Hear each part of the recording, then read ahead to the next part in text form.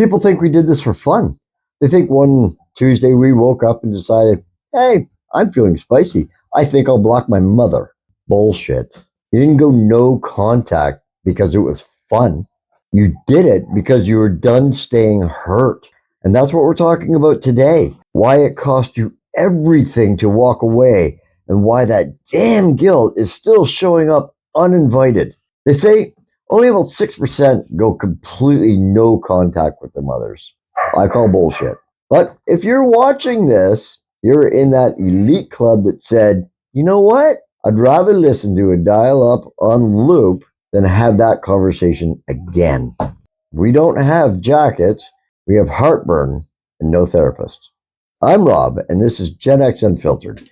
And today, we're talking about why you still feel guilty, even though she was the damn problem. We're told 1 in 4 Americans is estranged from some family member.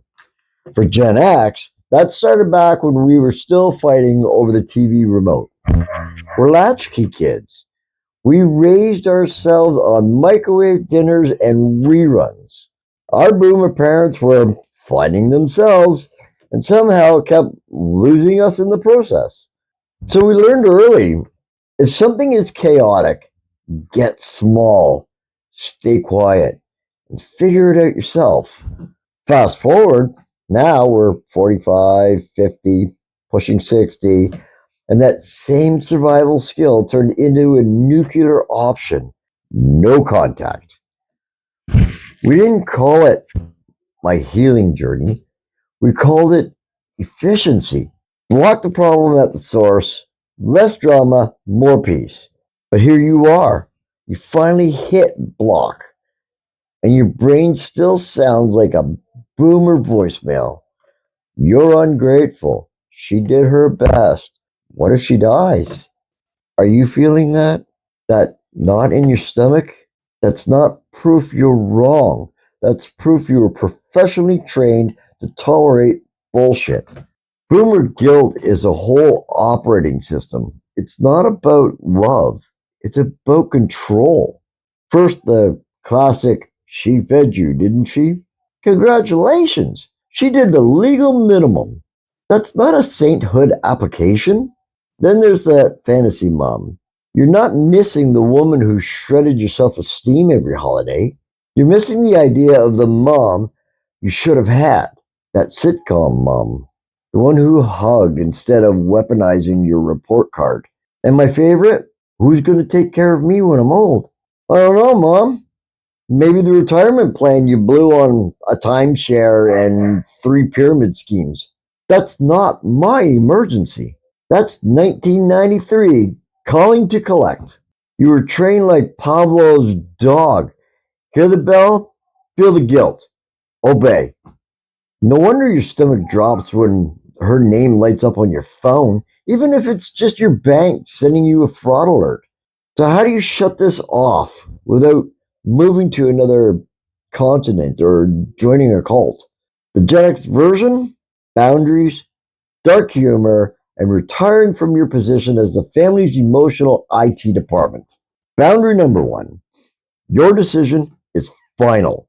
You don't go no contact because it was fun. You did it because you were staying hurt. New rule. I can feel guilty and still be right. That's your mantra. Put it on a sticky note. Put it on your lock screen. Put it on your bathroom mirror. Guilt is old programming, not a moral verdict. Boundary 2. Send the guilt back to the sender. That heavy, nauseous feeling in your chest, that's not yours. That's the emotional garbage she refused to take out. You had to grow up. She didn't. When the guilt shows up, look it in the eye and say it out loud if you have to. This is her emotion, and it's not your damn job. Imagine it like spam mail. Don't open it. Don't respond. Just hit the delete. Boundary number 3. The good enough response.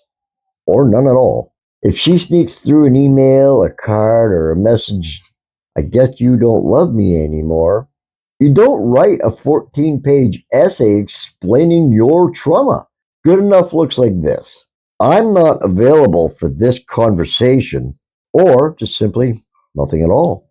You don't owe a closing argument to the person who created the case. You're not a monster. You're just Gen X and finally choosing your peace over someone else's unresolved damage. Look, you survived the 80s, metal playgrounds, and drinking from hoses. You can survive one woman's meltdown. Like, subscribe, hit the bell, whatever. Just do the thing. So YouTube knows we're here and we're not just scrolling. And drop your best or worst passive aggressive mom line in the comments.